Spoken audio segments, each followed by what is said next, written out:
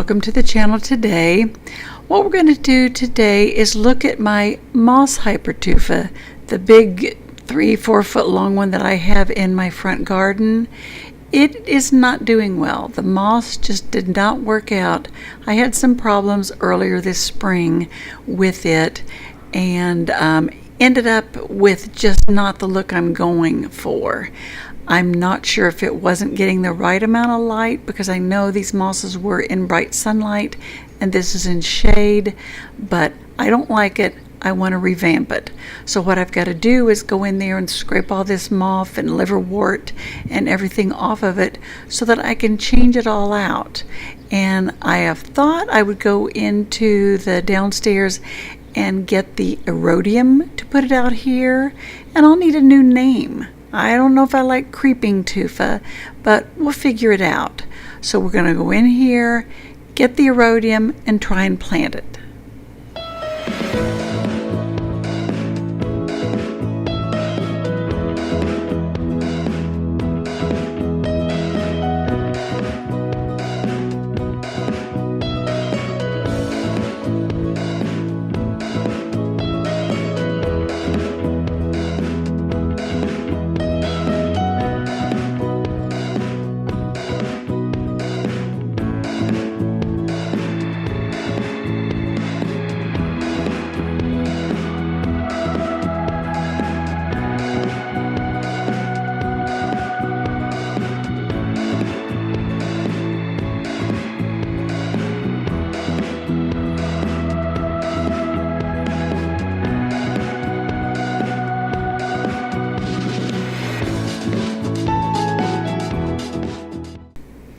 Now that I've got all that removed, I've got to add some extra soil and kind of mix it in a little so that we have a better blend.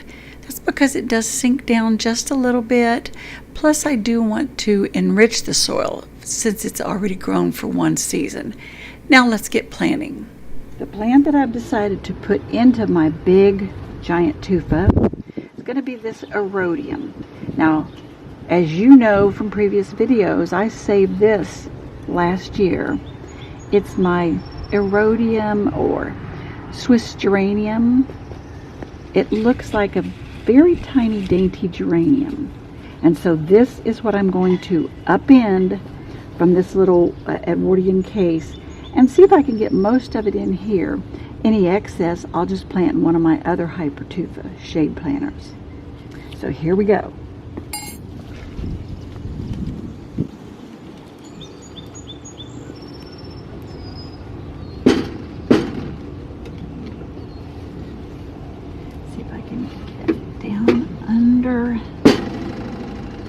Most of it. Oh, it's got a real strong root system down in there. Let's see if I can get a big hunk of it. Here we go. Let me just pull that apart. And then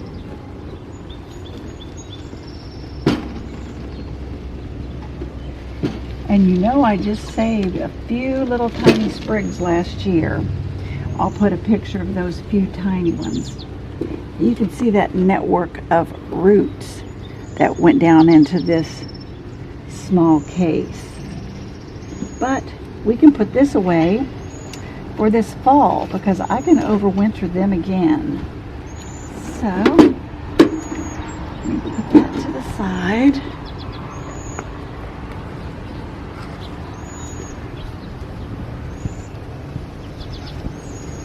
Now, underneath here, you can see how each little area just tries to send out its little tendrils and root itself into the surrounding grounds. So we are just going to use that and get this one planted down into the soil. I think maybe I'll put a big portion of it right down there. This is real sandy soil down deep, so it'll drain well. But it's very rich soil, which is what this will need. do you think? I'm going to kind of separate a couple. I'm going to pull this one apart. There. Now, I'll just put that here. Oh, I hear a hummer. We're trying to beat the storm. There's a storm that's coming in, and I wanted to get all this planted before the storm hits, so that the water and the rain coming down would really get it a good start. Get this one down in this dry time sets in. I'm just beside of that rock.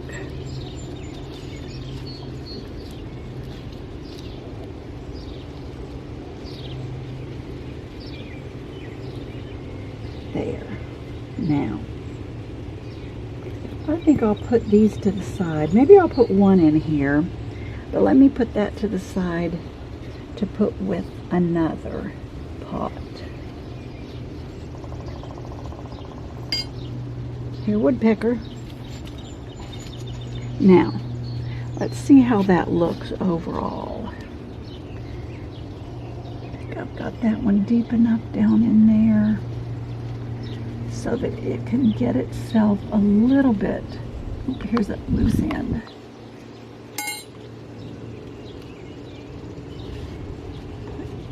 Down in there. There. Now we'll have a couple pictures later on when everything begins to right itself. But I think this is going to look really good. Put this one right there for now.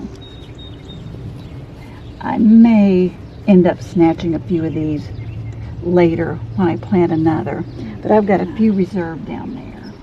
Press him down a little.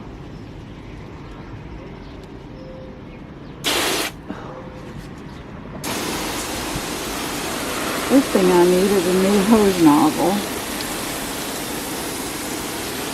There, I think that's going to look real good.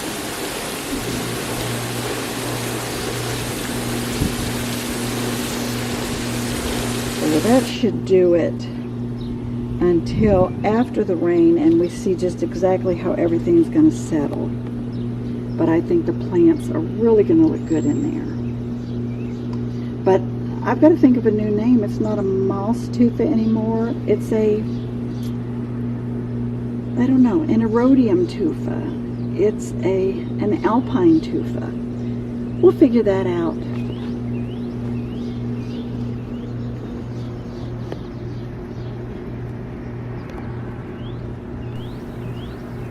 Now here we're back just a little bit later on in the summertime, and you remember several videos back where I rooted some Swedish ivy, and it's probably been maybe a week to 10 days after I first rooted it that they have more than enough roots for me to plant, and I thought this might be something different to put into the Hypertufa planter. Now that's quite a bit more roots than I usually wait to plant something, because I like to get it in the soil as soon as possible so the roots go back and adapt themselves to searching out water instead of being floating in water, because I think the longer you leave them in water, the more problems you have at trying to adapt them to soil. So being in there for 10 days, 2 weeks, I should have put them into the planter after about a week when they had several strands growing out. But they look real good, they look perky, and all those little pieces that I trimmed off, I'll attach that video here at the top in case you want to see where I rooted those. But I think they're going to look real good in here. I think the sturdy nature of this particular Swedish ivy will look real good with the more delicate erodium. The erodium's, perked up, it's spread a little, it's clustered. There were a few little strands that died. Now there are just a few little baby tears that have tried to come through, so I'll preserve the most that I can, but I'm, for whatever reason, having a real struggle with getting the baby tears to grow this year. I think maybe them growing all summer long, then all winter long in an aquarium terrarium in my basement, and then I bring them outside to the fluctuating temperatures, and maybe the baby tears are just a little bit too delicate. But this is one of the vases, as you saw me attach into a plant hanger. Lots and lots of roots in there, so I'm going to go ahead and stuff that in too. And there are probably, I don't know, 6 or 8 strands that I've got here, maybe as many as 12 strands. Don't look at my hair. My hair is never ready for the camera, so I usually always have to keep my face out of it.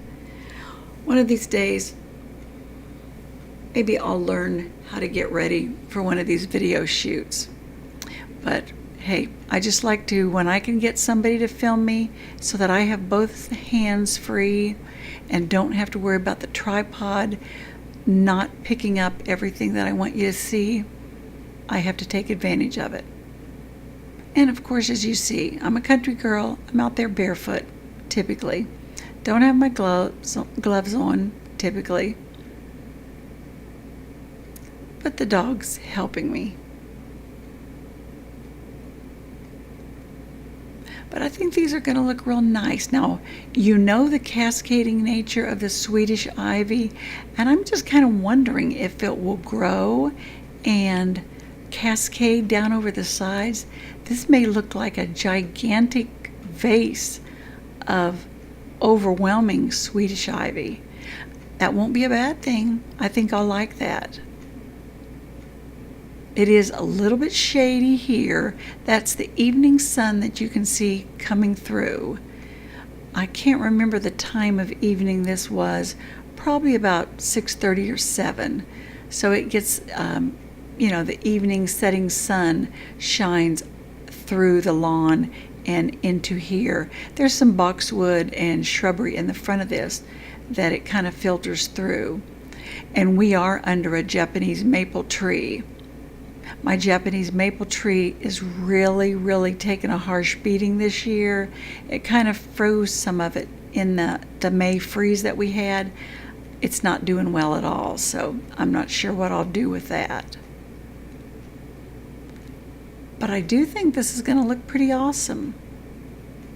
Now, we've had rain the last few days, and the moisture in the soil is pretty strong, so I'm not going to water them at all. I'm just going to let them adapt and send the roots through. But I'm real pleased with the way this looks. And the little erodium blooming itself to death. But thanks a lot. I'm glad you joined me today, and at least we've got a resolution on this moss tufa, creeping tufa, ivy tufa. Thanks for joining me.